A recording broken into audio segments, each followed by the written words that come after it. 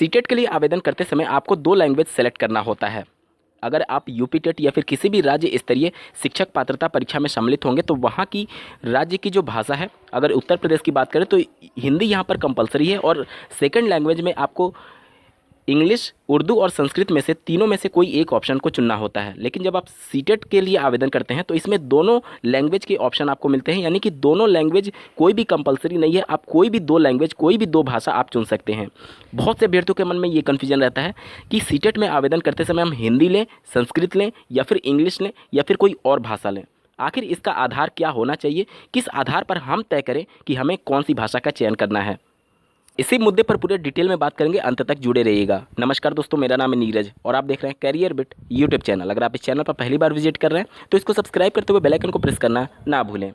आप किसी से भी पूछेंगे सीटेट में आवेदन करते समय कौन सा सेकंड लैंग्वेज के तौर पर हम लोग चुनें, तो बहुत से 90% अभ्यर्थियों का यही जवाब होता है कि संस्कृत और हिंदी लगभग एक ही पैटर्न पर चलते हैं और बिल्कुल कॉमन होते हैं। इस वजह से आपको फर्स्ट लैंग्वेज में हिंदी और सेकंड लैंग्वेज में संस्कृत चुनने का सुझाव दिया जाता है किसी भी अभ्यर्थी या फिर किसी भी टीचर के द्वारा।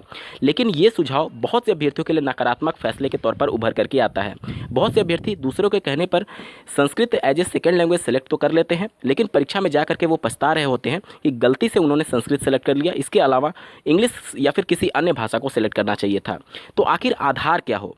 आधार ये होना चाहिए कि आप खुद से तय करें कि आप किसके लिए प्रिपेयर हैं।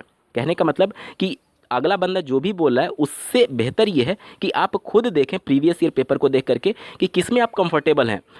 90% अभ्यर्थी जो होते हैं वो संस्कृत को 8वीं के बाद से छोड़ देते हैं, संस्कृत 9वीं से वो कंटिन्यू नहीं करते हैं। लेकिन अगर इंग्लिश की बात करें तो इंग्लिश वो इंटरमीडिएट तक पढ़ते हैं, और बहुत से अभ्यर्थी जो इंग्लिश से बीए किए हुए हैं, एमए किए हुए हैं, तो वो पूरा ग्रेजुएशन और पीजी तक पढ़ रहे होते हैं। बावजूद इसके दूसरों के बहकावे में या फिर सलाह लेने पर उनके द्वारा इंग्लिश को छोड़ करके संस्कृत को ले लिया जाता है और वो पछताते हैं। देखिए, सीटेट की परीक्षा में जब आप सम्मिलित होंगे तो 3 सेक्शन तो सबके लिए कॉमन है, आपका सीडीपी, ईवीएस और मैथमेटिक्स। अगर बात करें लैंग्वेज की, तो लैंग्वेज में जो 30-30 नंबर के 2 सेक्शन पूछे जाएंगे। आप कोई भी लैंग्वेज सेलेक्ट करेंगे तो उसका पैटर्न बिल्कुल कॉमन है। 15 नंबर का आपका पैराग्राफ आएगा ही आएगा, उसमें एक पोएम हो सकता है और दूसरा गद्यांश और पद्यांश हो सकता है, या फिर ये हो सकता है कि दोनों ही गद्यांश हो। ठीक है, तो उस कंडीशन में आप देखेंगे पैटर्न को पहले समझना बेहद ज़रूरी है। गद्यांश में भी 15 नंबर का जो गद्यांश आता है उसमें से 4 से 5 नंबर आपके ग्रामर बेस केवल क्वेश्चन आते हैं। बाकी के जो आते हैं वो आपका उस पैराग्राफ पर आधारित रहता है, यानी कि वो मैक्सिमम क्वेश्चन जो है वो आपके पैराग्राफ में ही उत्तर छुपा हुआ है। अब पैराग्राफ को पढ़ करके जब आप उसका अर्थ समझेंगे तभी तो आप उसका उत्तर दे पाएंगे। यानी कि अगर 4 से 5 प्रश्नों को अगर हटा दिया जाए जो कि ग्रामर बेस क्वेश्चन होते हैं, तो उसके अलावा ऐसा कोई भी प्रश्न नहीं है जो कि आप प्रेजेंस ऑफ माइंड से सॉल्व नहीं कर सकते। क्यों? क्योंकि वो सभी उत्तर पैराग्राफ में दिया गया रहता है। यानी कि अगर आप पैराग्राफ को समझ पाएंगे तो बेहतर तरीके से प्रश्न पत्र को हल कर पाएंगे। यानी कि आपको सिर्फ और सिर्फ इतना ध्यान देना है कि आप किस में कंफर्टेबल है, मतलब कि किसी अनुच्छेद को देख करके या फिर किसी लेख को देख करके आप संस्कृत को पढ़ करके उसका हिंदी में अर्थ समझ पा रहे हैं, या फिर इंग्लिश को पढ़ करके उसका अर्थ हिंदी में समझ पा रहे हैं अथवा नहीं। जिसमें आप कंफर्टेबल हैं, जिसमें आप समझ पा रहे हैं, वही विषय चुनना चाहिए आपको। क्यों? क्योंकि देखिए, ये तो 15 नंबर आपका हो गया पैराग्राफ पर आधारित, और 15 नंबर के जो बचे वो आपका पेडागोजी पूछा जाता है। हिंदी ले लीजिए, इंग्लिश ले लीजिए, संस्कृत ले लीजिए, या फिर कोई भी भाषा जो कि 22 लैंग्वेजेज ऑफर किए जाते हैं सीबीएसई बोर्ड के द्वारा। सभी में जो पेडागोजी होती है भाषा की वो कॉमन होती है। क्यों? क्योंकि भाषा का अर्जन सब में आएगा ही, भाषा का अधिगम सब में आएगा ही, नॉम चमस्की आएगा ही। इसके अलावा भाषा के कौशल, सुनना, बोलना, पढ़ना, लिखना से संबंधित प्रश्न आएंगे ही आएंगे। यानी कि जितने भी लैंग्वेजेज होते हैं सबके पेडागोजी बिल्कुल कॉमन होते हैं। यानी कि अगर आप हिंदी के लिए पढ़ रहे हैं और सेकंड लैंग्वेज में इंग्लिश चुना है तो वो इंग्लिश में भी काम करेगा। अगर आपने फर्स्ट लैंग्वेज में हिंदी चुना और सेकंड लैंग्वेज में संस्कृत चुना है तो वो संस्कृत में भी काम करेगा। लेकिन अगर आपने संस्कृत चुना है तो आप उसका उत्तर तभी दे पाएंगे जब आप प्रश्न को समझेंगे, और प्रश्न समझने के लिए ये आपको आना अनिवार्य है कि जो चीज़ आप संस्कृत में पढ़ें उसका अनुवाद आप हिंदी में कर पा रहे हैं या नहीं, यानी कि उसका अर्थ समझ पा रहे हैं या नहीं। तो ग्रामर बेस्ड क्वेश्चन जो कि अभ्यर्थियों के द्वारा या फिर किसी भी टीचर के द्वारा आपको सुझाव दिया जाता है कि हिंदी और संस्कृत बिल्कुल एक समान है, और अगर आप हिंदी पढ़ेंगे तो संस्कृत भी आपका तैयार हो जाएगा। ये अन्य परीक्षाओं जैसे कि यूपी टेट की बात करें या फिर अन्य राज्य स्तरीय परीक्षाएं जो होती हैं, शिक्षक पात्रता परीक्षा, उस पर तो लागू होती हैं। क्यों? क्योंकि वहाँ पर जो ग्रामर बेस्ड क्वेश्चन होते हैं या फिर कॉन्टेंट होते हैं उनसे 100% क्वेश्चन पूछे जाते हैं। लेकिन अगर सीटेट की बात करें तो यहाँ पर 50% पेडागोजी और 50% कॉन्टेंट से प्रश्न पूछे जाते हैं। इस कंडीशन में यहाँ पर अनुवाद सबसे ज़्यादा इंपॉर्टेंट हो जाता है कि आप उस प्रश्न को समझ पा रहे हैं या नहीं, क्योंकि यूपी टेट में जो आपका संस्कृत में प्रश्न पूछा जाता है वो हिंदी में पूछा जाता है, लेकिन जब आप सीटेट में वहीं संस्कृत सेक्शन सॉल्व करेंगे तो प्रश्न भी आपको संस्कृत में ही पूछा जाएगा कि इस पर्टिकुलर चीज़ को क्या कहेंगे, या फिर ऐसे हिंदी में नहीं पूछा जाएगा, वो आपका संस्कृत में ही लिख करके आएगा। तो जब आप प्रश्न ही नहीं समझ पा रहे हैं संस्कृत को लेकर के तो फिर उसका उत्तर कैसे देंगे? तो यही अभ्यर्थी यहाँ पर मात खा जाते हैं और परीक्षा में जाकर के पछता रहे होते हैं कि उन्हें संस्कृत नहीं लेना चाहिए था।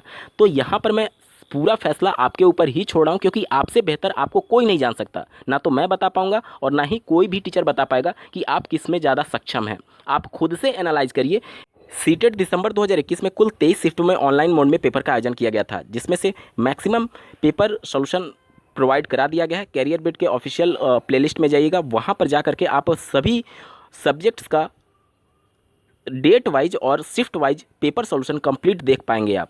तो वहाँ पर जाकर के आप प्रीवियस ईयर को देख सकते हैं कि हिंदी, इंग्लिश, संस्कृत या फिर जो भी लैंग्वेज आप चुनना चाहते हैं उसमें से किस में आप कंफर्टेबल हैं, क्योंकि यहाँ पर सबसे ज़्यादा इंपॉर्टेंट यही है कि पढ़ करके आप अर्थ समझ पा रहे हैं या नहीं।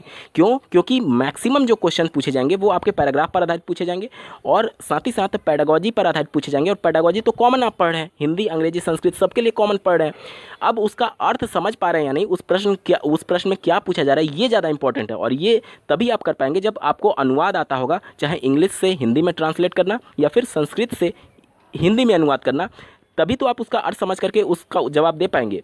तो किसी के भी बहकावे में ना आइए कि हिंदी पढ़ लेंगे तो संस्कृत हो जाएगा, ऐसा कुछ नहीं होने वाला सीटेट की परीक्षा में, क्योंकि वो चीज़ें जो बताई जाती हैं वो 100% सत्य बताई जाती है, लेकिन वो तब फॉलो करेगा जब आपका 100% कॉन्टेंट से प्रश्न पूछा जाएगा। यहाँ पर कॉन्टेंट से 15 अंक के प्रश्न पूछे तो जाते हैं, लेकिन उसमें भी 15 के पूरे पैराग्राफ पूछे जाते हैं, और उसमें से जो प्योर कंटेंट बोला जाए, जिसे आप ग्रामर बोलते हैं, उससे मात्र 3 से 4 मैक्सिमम टू मैक्सिमम 5 क्वेश्चन ही पूछे जाएंगे 30 में से। तो अब आप सोच लीजिए 4-5 प्रश्नों को देखना है या फिर पूरे 25 क्वेश्चंस को देखना है। तो सबसे बेहतर ये होगा कि आप प्रीवियस ईयर पेपर उठाइए, किसमें आप कंफर्टेबल हैं प्रश्नों को समझने में, क्या बोला जा रहा है, अनुवाद या फिर अंग्रेजी संस्कृत में दिया गया तो आप उस प्रश्नों को समझ पा रहे हैं अथवा नहीं, क्योंकि ये ज़्यादा जरूरी है कि आप प्रश्नों को समझ करके उसका उत्तर दे पाएँ। क्योंकि पैडागोजी तो सब में कॉमन है, चाहे आप कोई भी लैंग्वेज चुन लीजिए, सब में पैडागोजी कॉमन है, बशर्ते आप उसका अर्थ समझ पाएंगे या नहीं समझ पाएंगे, यही तय करेगा कि आपका स्कोर उस पर्टिकुलर लैंग्वेज में कितना होगा। उम्मीद करता हूँ आपको चीज़ें स्पष्ट हुई होंगी। इस वीडियो को देखने के लिए आपका बहुत बहुत धन्यवाद। भगवान करे आपका दिन शुभ हो।